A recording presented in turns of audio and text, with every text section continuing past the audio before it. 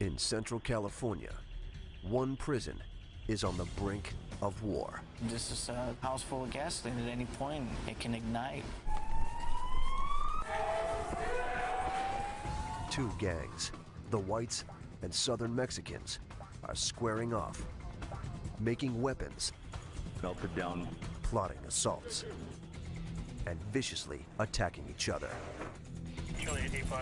The officers struggle to keep them under control. Open cell 217! Open cell 217! But this prison is dangerously overcrowded.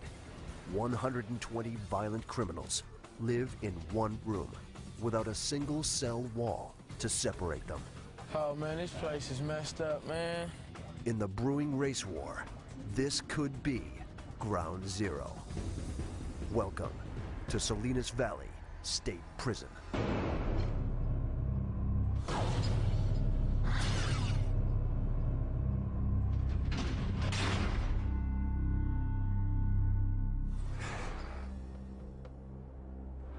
In one of California's most dangerous prisons, on one of the state's most violent yards, an inmate has just been stabbed. He is white. His two attackers are Hispanic. Let me have your shoes. They waited for the perfect moment to strike. Few officers were around, so the Hispanics could do the most damage. The white inmate has wounds on his chest, back, and hands. The pepper spray used to stop his attackers burns their eyes and skin.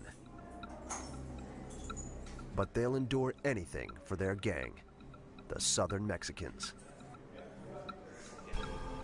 Officers estimate 70% of criminals who enter Salinas were in gangs outside prison.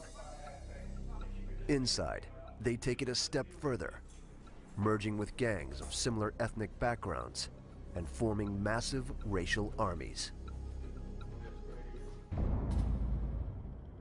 The gangs are notorious for their violence. Officers combat nearly 200 attacks each year. Today's stabbing took place on Sea Yard, the gang's main battleground. It's under the command of Lieutenant Joseph Celaya. This is a very violent yard. I think at one time, we were the most violent yard in the state of California. There are 4 yards at Salinas, labeled A, B, C, and D, but C is the most violent. The surrounding housing units hold a volatile mix of level 3 and 4 inmates, the 2 highest security rankings. This dangerous combination gives gangs the manpower they need to wage war. From level 4 generals who call shots from the cell blocks, to level 3 foot soldiers who carry out orders. Now, all the generals and soldiers are on the ground. Officers ordered them to get down seconds after the stabbing. Violence is an everyday occurrence here, but today's attack is different. Look at the camera. The Southern Mexican inmates struck across color lines and stabbed a white man. confusion right there. It alarms all the officers. In most cases, if a violent act occurs, it's usually within the same race or the same gang sect. But since this actually crossed over gang ties and racial ties, that puts us more uneasy because now it involves whole populations. The stabbing is the latest sign that Southern Mexicans and whites are on the verge of war. Staff discovered 6 weapons on inmates in the past week. Officers suspect they're arming themselves for a bigger battle. All the Southern Mexicans now, are they going to assault the other white inmates? We don't know that. Are the whites going to retaliate on all Southern Mexicans? We don't know that. We don't know if it's going to be ongoing. We don't know if it's going to be isolated. Officers form a human barrier between the different gangs.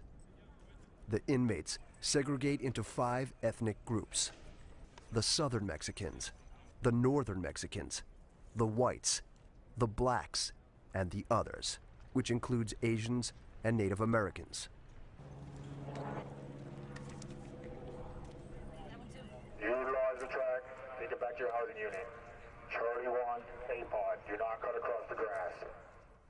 officers allow the blacks, Northern Hispanics, and others to leave the yard without being searched. But staff take every precaution with the two gangs they're most worried about, the whites and Southern Mexicans. Officers search each of these inmates for weapons by hand. All right, back up. Stay still. Prisoners hide knives, called shanks, in the ground, in their clothes, or in their bodies. Turn your face the other way, please.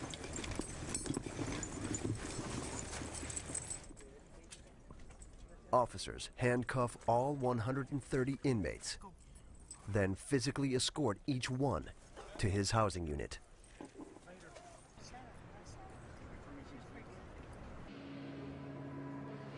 The most dangerous inmates, classified as level 4, live in C cell block. The criminals behind these doors include the gang leaders, called generals, who order assaults, riots, even murders. One of the Southern Mexican generals ordered today's stabbing.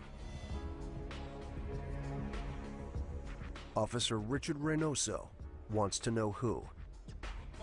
If he can figure out which major players are involved in the brewing war, he may be able to stop the next battle. The key to everyone's safety will be keeping the whites and Southern Mexicans under control. The biggest fear would be assaults on staff. Keeping control of the yard is number one thing. But there is another place in this prison far more likely to spiral out of control. C Gym. It's been converted into a makeshift dorm.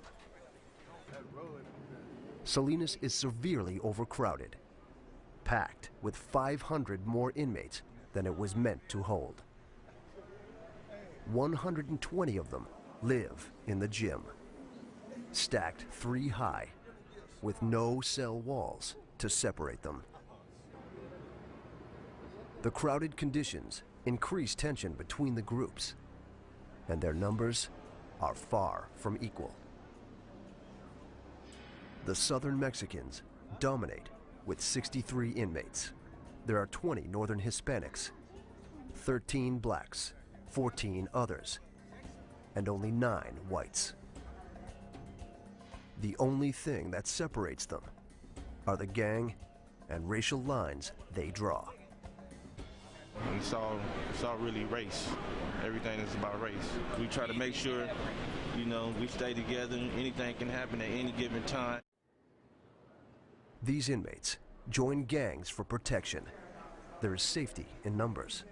They become the gang foot soldiers, doing whatever the generals command. But unlike their generals, the soldiers have short sentences, a few months or years.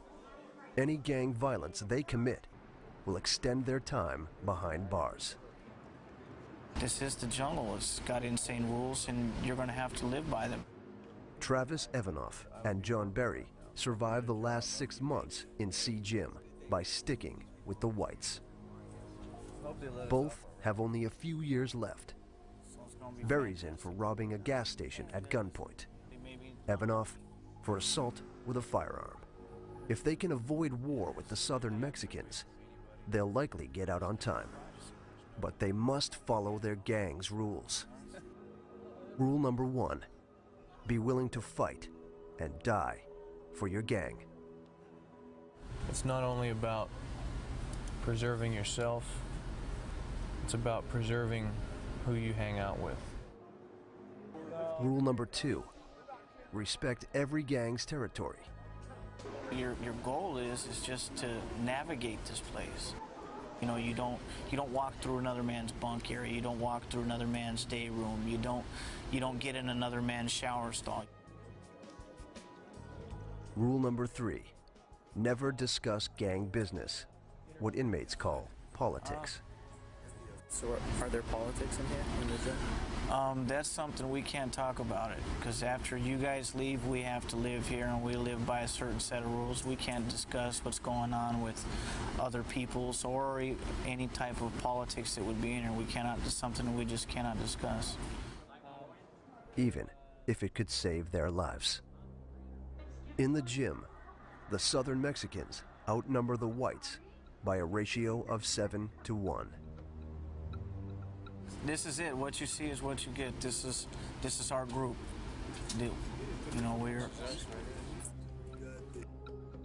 The whites occupy 3 bunks in the middle of the gym.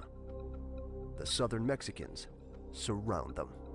The other 3 groups, the Northern Hispanics, blacks, and others, are positioned on the opposite side of the gym.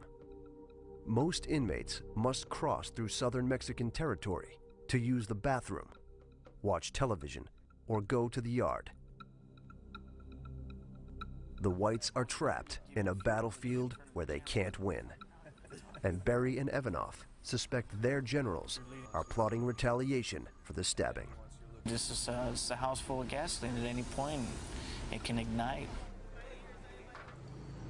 On the other side of Salinas, a busload of new inmates is pulling in. Lopez. Renteria. Of the 10 men on board, all are level 4, except one. Chris Brown is a level 3, doing time for violating parole.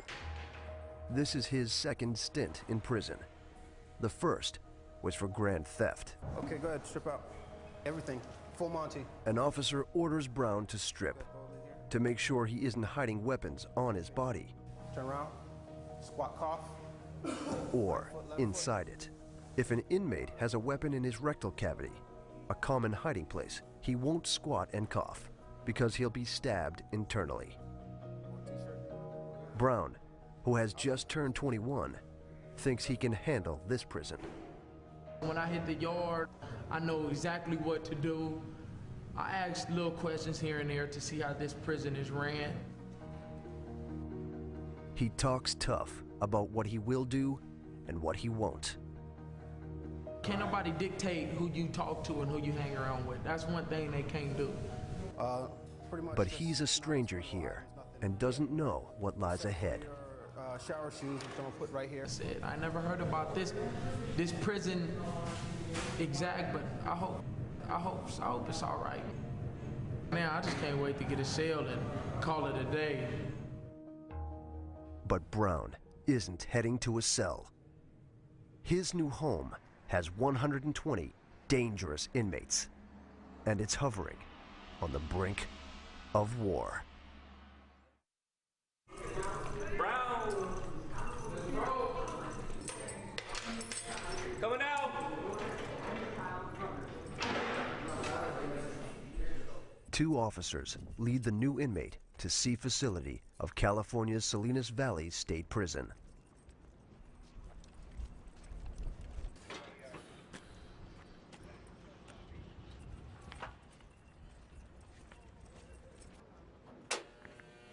Behind these walls, a race war between the Southern Mexicans and whites is reaching a breaking point.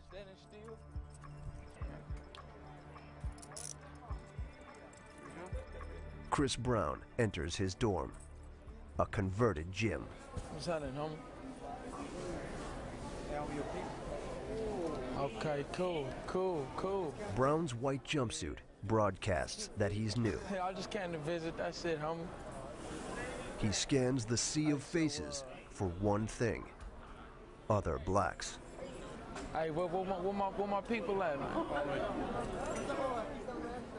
He knows that the safest place for him is with his own race. Straight this way. Brown makes his way to the back corner and is assigned bunk. What's happening, homie?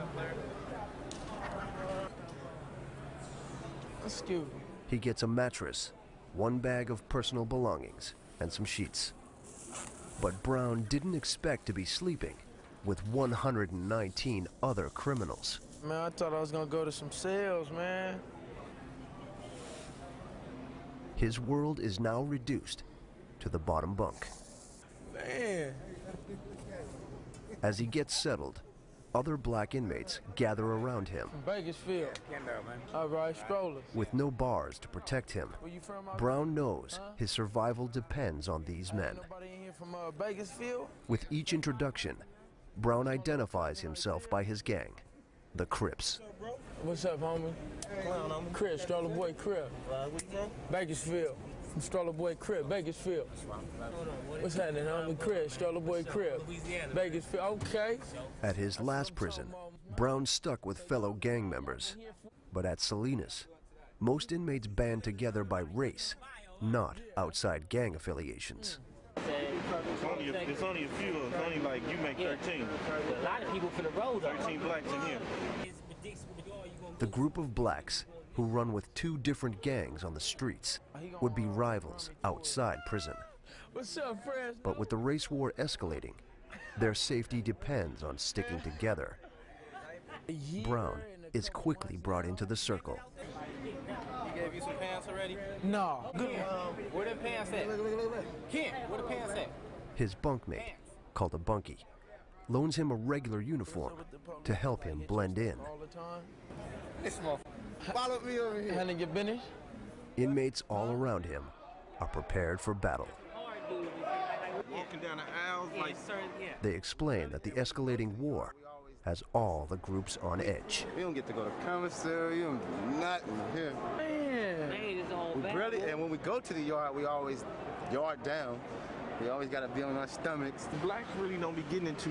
Since I've been here, they ain't really been getting into. It's been like Personal. You see blacks get into it, it's personal. it ain't been no stabbing between the blacks and but the Southsiders and the white boys, it's always stabbing or some like that going down. But right now, they on lockdown. Somebody just got stabbed like 5 days ago or something on the yard. So they on lockdown. Man, it's been like 5 of them, 5, 6 of them last 2 weeks. Everything, that's why I'm It is more than Brown bargained for. down, take a shower. He has one advantage. Most of the black inmates are assigned to the gym's back corner. They've made this their main hangout, hoping that staying on the sidelines will help them avoid trouble. Their survival strategy in the midst of the escalating war?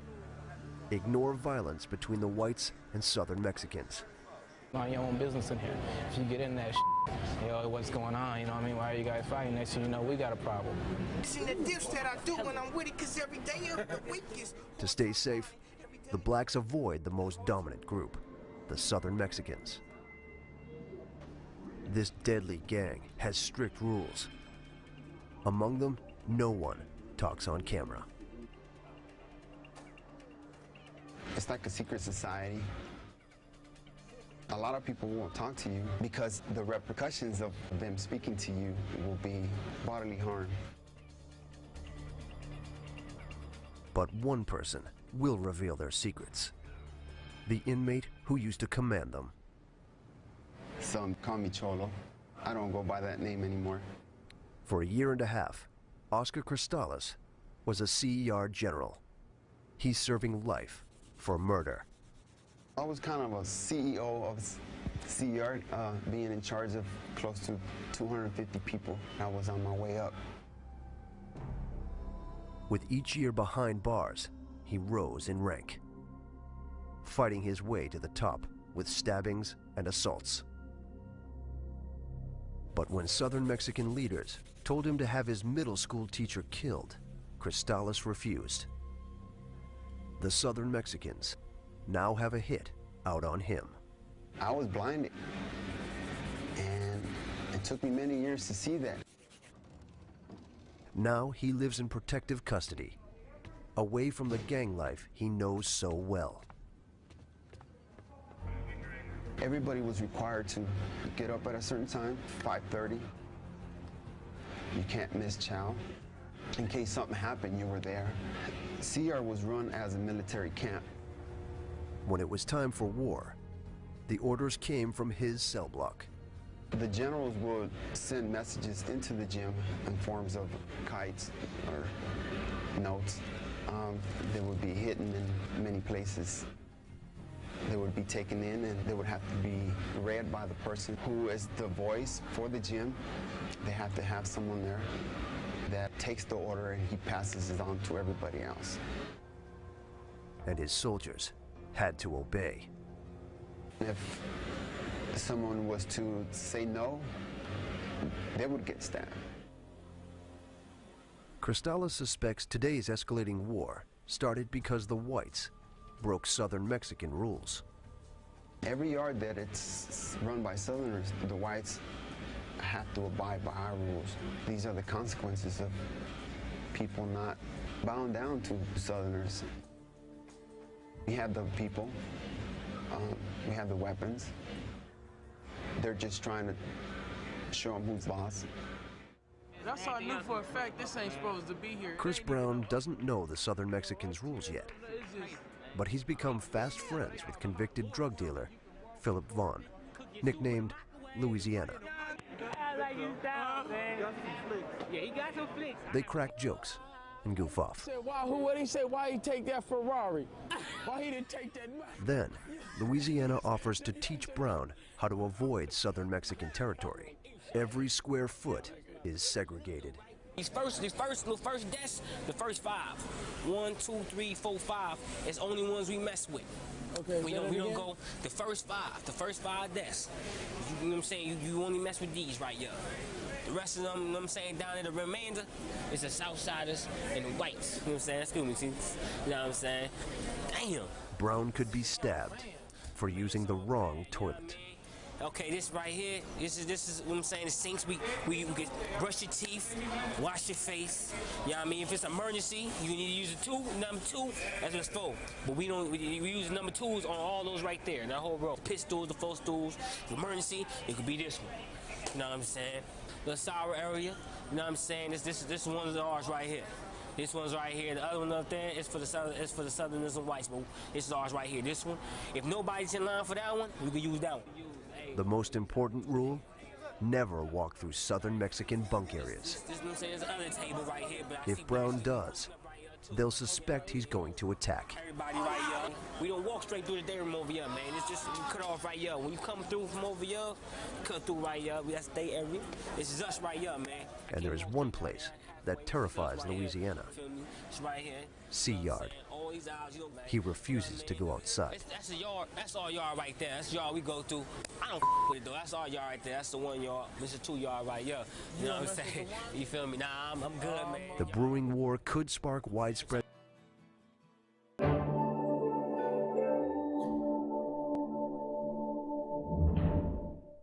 violence on the yard, forcing Louisiana to fight. If he does, the prison will add 3 months to his sentence. Back at his bunk, Brown admits he's overwhelmed by living with 119 inmates all around him. I was counting on going to sales. Sales is cool. Ain't gotta, you know, mess with different folks. You know, just one person. But there is one thing Louisiana failed to tell him. Brown has to be careful within his own race as well. Like all gangs, the black inmates have a hierarchy, and Louisiana is near the bottom. Brown's bunkmate, Tico Mack, who goes by Holiday, is at the top, and he doesn't approve of Brown's new friend. Hey, you go buddy now. He gonna pretty much follow you anywhere you stuck. I try to warn you. Hey, I'm gonna tell you something like this, my guy. I know how to get rid of him, because I'm already knowing who's solid and who, you know what I mean? I'm gonna get at you, though, about that situation. You know him? Huh? You know him? Who? Dude. No. But I'm gonna let you know, you know. Best friends. Uh-huh. I thought y'all was best friends. Oh, no, we just chopping it. You know, I gotta meet Holiday, folks, you know what I mean? who's serving 7 years for armed assault, lets Brown know he has ways of getting rid of black inmates he doesn't like. You notice my other bunkie is gone, right? Huh? You guys notice he's missing. He's in the hole now for nothing. Oh, man, this place is messed up, man. Already. Brown finally realizes just how dangerous his new home is. This is it. That's all I got to look for until I get out. That's about it, man. Hopefully everything will go good. Hopefully. Outside C Gym, the yard is empty. The inmates are kept inside for 3 days. The whites and Southern Mexicans are peaceful. So on the 4th day, the prison allows inmates back outside. But as they head out, an alarm shrieks. It's coming from C facility.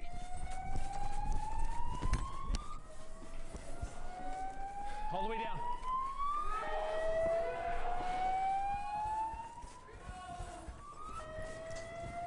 California's Salinas Valley State Prison is under a Code 2 emergency, their second highest state of alert.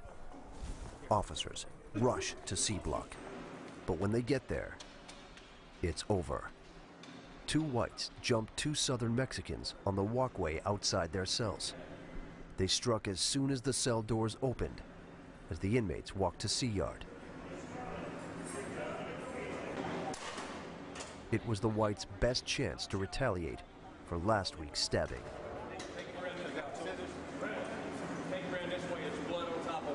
The white generals are sending a clear message.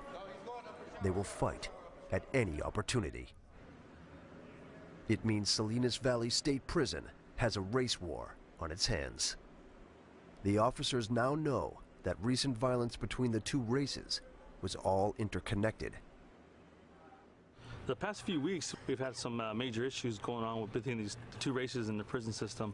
The whites and the Southern Mexicans, they've been assaulting each other, and this is what led up to today. To stop the attacks, officers put C facility on lockdown. Inmates are confined to their cells and bunks 22 hours a day. But the isolation won't stop 2 warring gangs. In fact, gangs often instigate lockdown on purpose to plot their next move. We go on lockdown whenever we want. We have control of everything that happens in the prison except the gates. Restricted to their cells, the whites and Southern Mexicans have time to make weapons, turning everyday items into knives and shanks. And they'll find ways to communicate their battle plans. If everybody's on lockdown, they will pay people. They pay them off with dope, money, to get a message to wherever they need to get to. All the foot soldiers can do is wait for orders. Prison is just, it's 2 things. It's boring and it's terrifying. Boring because nothing ever happens, and terrifying because anything can happen. The war makes new inmate Chris Brown nervous. He's struggling to adjust, something he'll only discuss out of earshot from the other inmates. When I walked into the gym for the first time, I thought it was gonna be pretty cool, you know what I mean? You know, so I thought it was gonna be lovely. And that was, man, everything changed from there. Lockdown traps Brown in his bunk area.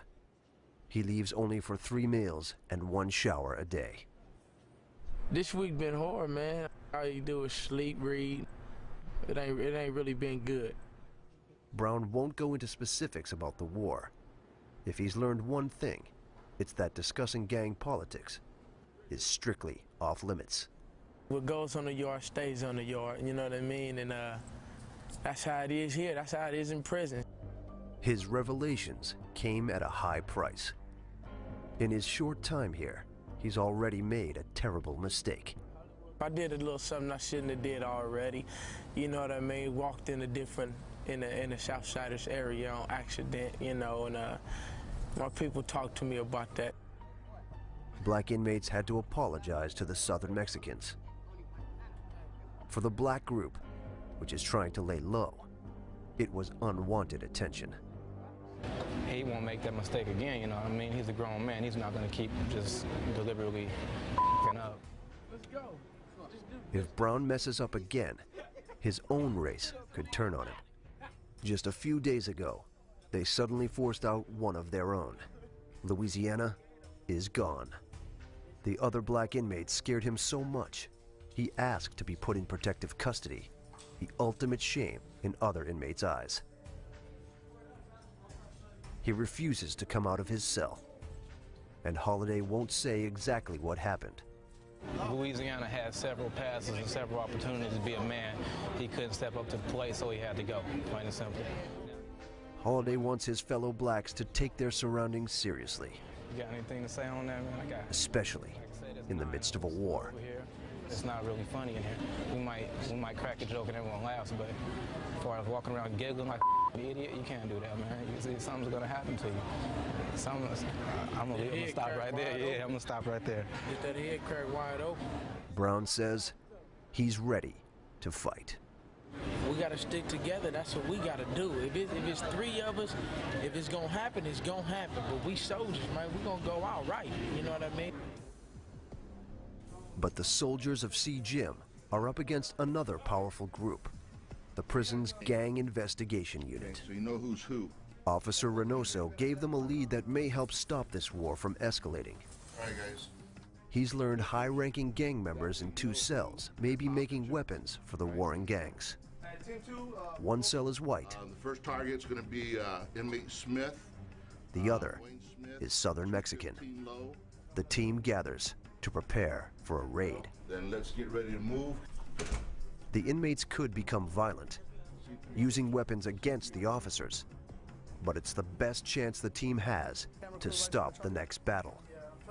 They'll go in at 0500 hours. Before sunrise, the gang investigation team gathers outside C facility of California's Salinas Valley State Prison. They need to catch the white and Southern Mexican inmates by surprise before they dispose of weapons or drugs. They sneak into the Southern Mexican cell block. But the inmates hear them coming. He's flushing. Crack it. Go! Down! Officers cut the water supply and blast in pepper spray. Within seconds, the inmates relent. Open cell 217! Open cell 217! Stay right here. You do one at a time. Okay. You search the other tier. Officer Lisa Zoracek investigates the toilet where the inmates were trying to ditch contraband. The item could be written gang orders, a weapon, or drugs. There's only one way to find out. What appears to be something wrapped with either white string or white paper, so not exactly sure what it is. It feels hard, like it's metal. Oh yeah, sure enough. It's a weapon, wrapped in paper. The inmates sharpened it on the cell wall, evident from scratch marks. Could do some serious bodily damage, can even kill somebody. And that's not all she finds. You can tell that they got started on trying to dig. The Southern Mexicans carved out the wall to make a hiding place for weapons or drugs. But the officers stopped them before they could fill it in with a paste made of soap. The white gang cell is next.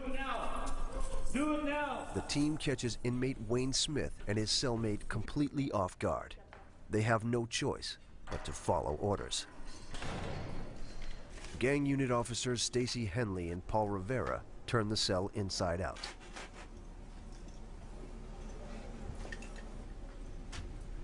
They discover a shank hidden in a sock. Henley suspects it's made of a coffee cup handle. I think that's actually one of the state-issued cups. It's the handle. There's a blue one. And it would be this portion right here. And what they do is they take a pair of boxer shorts and they pull the elastic out and they'll cut right through it. And then they take this, heat it, melt it straight or as straight as they can get it, and then they'll attach the metal and they'll Her theory is dead on. She finds the cup used to make the weapon. So this is the cup that we believe that they used to make that weapon out of. And as you can see, what they do is they cut off the end, straighten it, and then place their metal stock on there.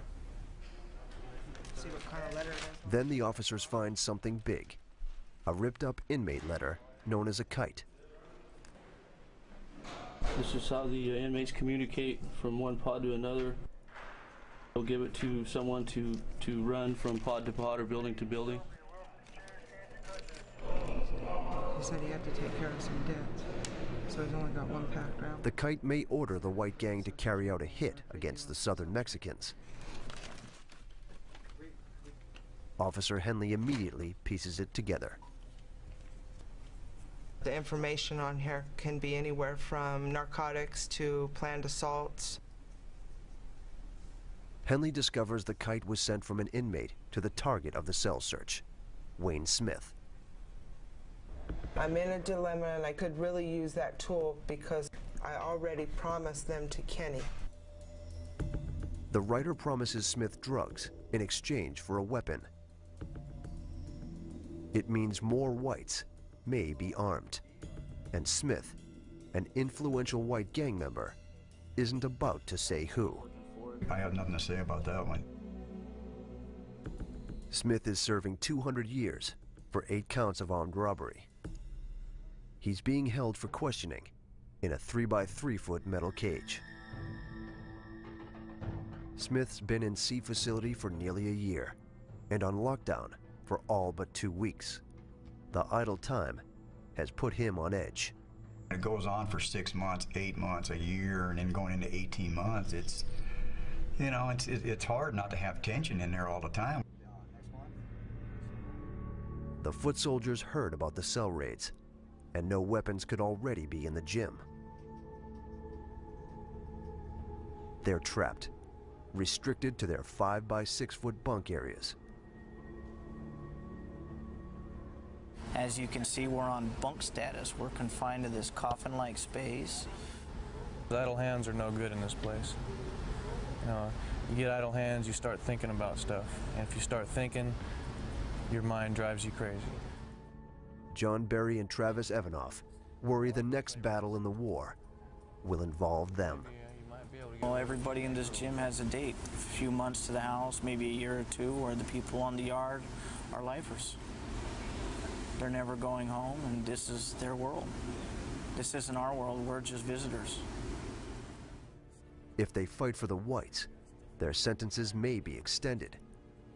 If they don't, fellow whites could assault or stab them. Just have to actually pray and hope that nothing's going to happen in between now and then, and it's going to keep us in this up prison. Okay, today's briefing is going to be on the search of C Gym. Lieutenant Joseph Celaya and his officers know the gym is one step away from exploding. If the inmates have weapons, the officers have to find them fast. Celaya's plan: search every square inch of the gym. But the inmates will outnumber the officers by a ratio of 6 to 1. Just be aware, those guys are not in cells, they're walking around, so be extremely careful. We're going to put them onto the yard, give them gun coverage, and then we'll go in mass and search that gym and clear it. Richard Reynoso and 20 officers enter the gym at 0600 hours. It's a rude awakening. Nearly all the inmates, including Chris Brown, are still sleeping. Man, they woke us out of some good-ass sleep. That's what they did do. Outside, officers order the inmates to strip. They inspect each item of clothing, focusing on the waistbands, a common place for inmates to sew shanks. Then, officers wave a metal detector over their stomachs and lower backs to see if they've inserted weapons into their rectal cavities. Go and do your clothes and get dressed. Staff clear all 120 inmates and line them up. They'll be here for the next 2 hours.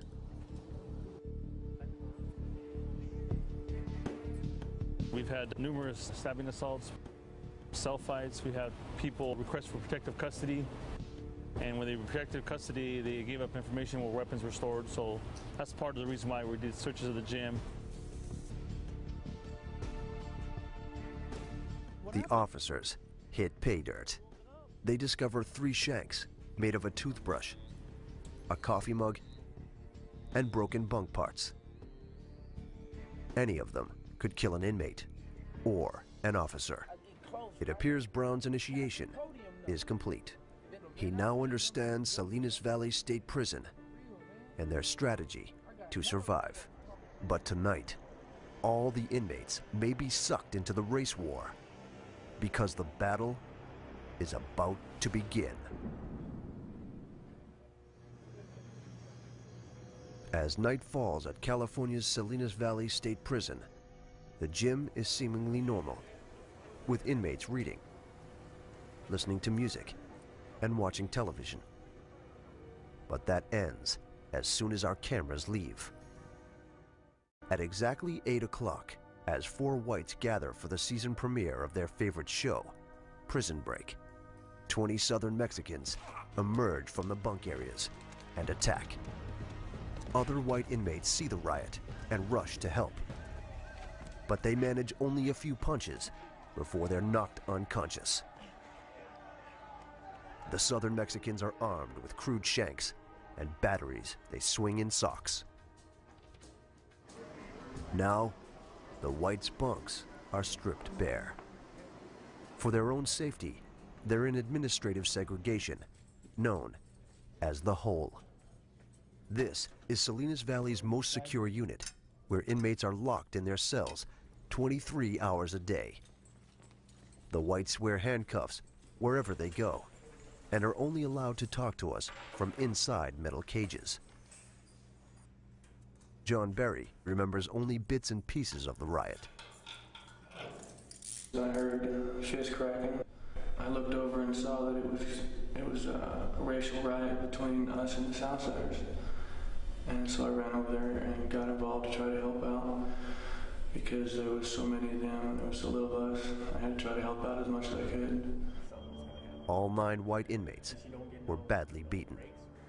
I got a black eye, some knots on my head, and I was stabbed twice in my back. My ribs prevented it from going to my lung.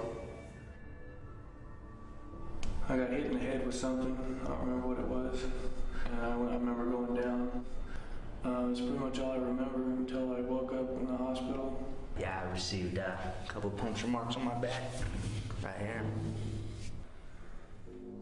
The riot scared Travis Evanoff so much, he'll no longer appear on camera.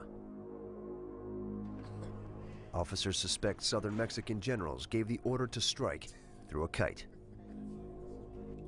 They believe a cafeteria worker passed it to the Sea Gym soldiers just a few hours before the riot. It only lasted about 2 minutes, but 2 minutes can seem like forever when you get hit. Though violent, the riot was brief. Officers think the Southern Mexicans planned it that way. They attacked near the main door, knowing staff could respond quickly before more Southern Mexicans had to get involved. The Southern Mexicans lost only a third of their gang to the Hole, maintaining their majority and ousting the whites. I'm not thinking that any one of us was a target. I think it was just get rid of the white guys, pretty much. Berry says the whites had to defend themselves. I don't deal with stuff unless it's absolutely I have to. I've been down 6 years and this is my first violence. He lost the thing he values most, his release date. The prison added 3 months to Berry's sentence. Both he and Evanoff will likely be transferred to other prisons. It's too dangerous to keep them at Salinas. Wherever they end up, they may have to fight again. Best way to describe it would be there's different countries. Sometimes we're the big country, sometimes we're the small country. And every country goes to war.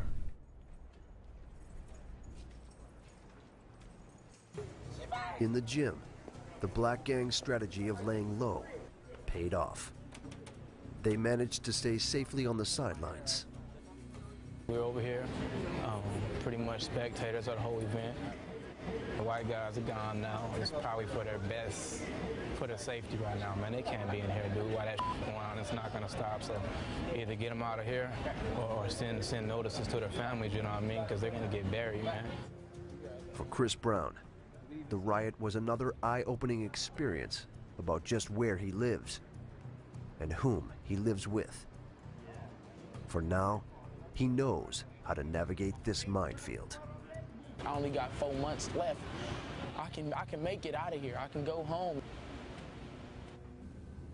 The riot proves to officers this war is just beginning. The gang generals are now willing to call up entire armies. In this overcrowded tinderbox, a spark has flared into a flame. All staff can do now is attempt to control the violence. They'll keep searching.